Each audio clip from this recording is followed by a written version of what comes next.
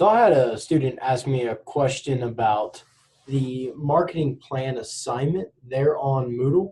And in the marketing plan assignment, it's talking about why wouldn't a farmer want to forward contract all of their crop, essentially. And they often use a mix of, say, the futures markets, the forward contracting, and then also a mix of, say, cash or cash sales.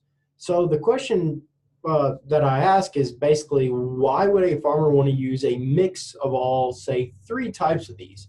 And I had a student ask me a question and basically asking how did her response look? And her response kind of focused more on not necessarily the risk side of it, but more so on the side of the farmer just has more options.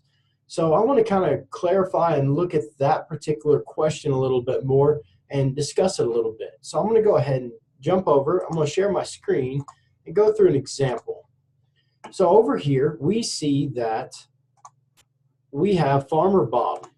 We say that Farmer Bob has an expected yield of, say, 1,000 bushels. At the beginning of the year or halfway through the year, he's saying we're going to have about 1,000 bushels of corn and we're going to need to sell.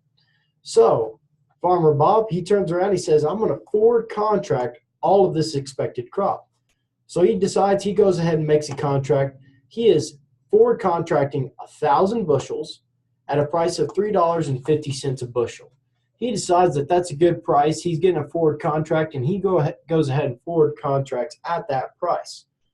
But we're going to assume something bad happens. Unfortunately, this particular farmer has a hailstorm halfway through the year. And because of that hailstorm, it ruins part of his crop. So now he has only 800 bushels left of corn. So Farmer Bob, he has 800 bushels.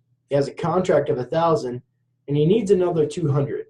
You see, whenever Farmer Bob made this contract, he said, I am guaranteeing that I will sell you 1,000 bushels at $3.50 per bushel.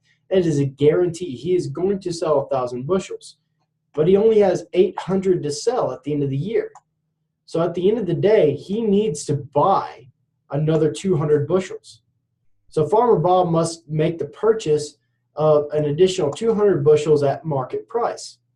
Now, market price is a bit of a gamble. The reason Farmer Bob decided to forward contract everything is he didn't want to take that gamble on what the market price was going to be. He wanted to reduce his risk, so he forward contracted this particular commodity, and he forward contracted it at this $3.50.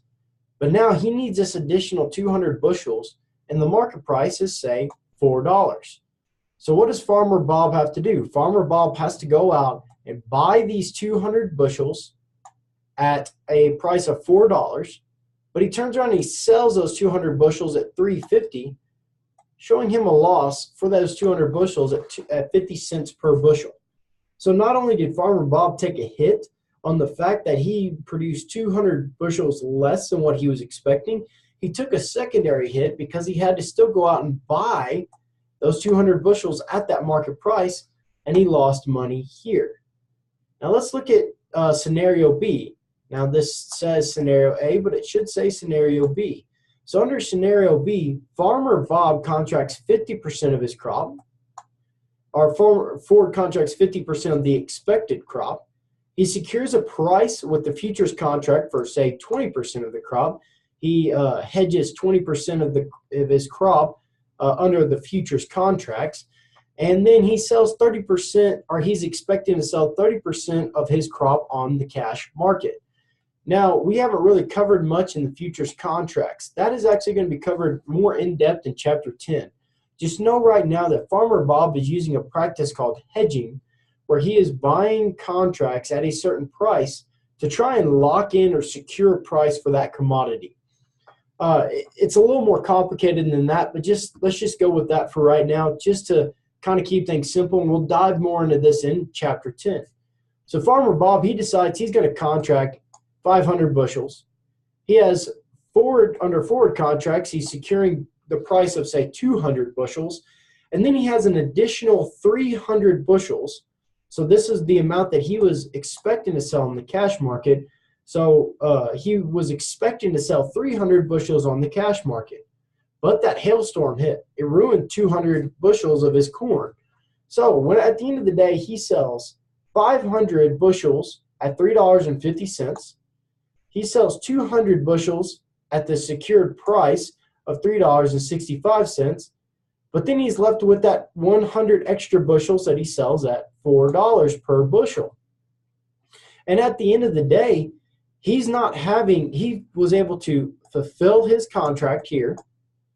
He was able to still secure all of that price where he's not becoming a speculator in the futures contracts, and then he still had some left over for the cash market. So this whole assignment deals more with risk and reducing risk. So Farmer Bob, under this first scenario, under this scenario A, Farmer Bob is taking on a lot of risk, because as soon as something happens to his crop and the actual yield falls, he's going to have to go out and make up the remainder of that contract. Whereas under scenario B, Farmer Bob, he's reducing his risk quite a bit by using these different methods to market his crops. Because if something does fall through, he's got something else to back it up. Or let's say his crops don't do as well as he thought. He still has, say, that 30% that he was going to sell in the cash market to kind of secure it. Now, if we look at this particular example, we said that the cash market has the highest price. It's higher than the other two methods of marketing that good. So why wouldn't Farmer Bob want to sell everything on the cash market?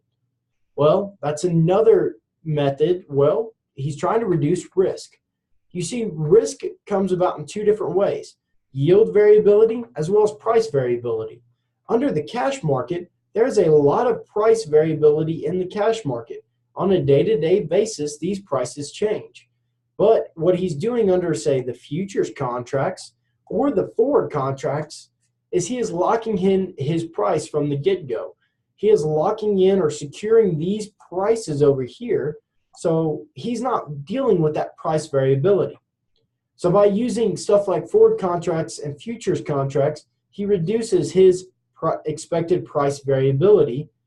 But by using a mix of these different marketing methods, he reduces the variability, or he reduces his yield variability risk by not being able to do something like fulfill all of these contracts.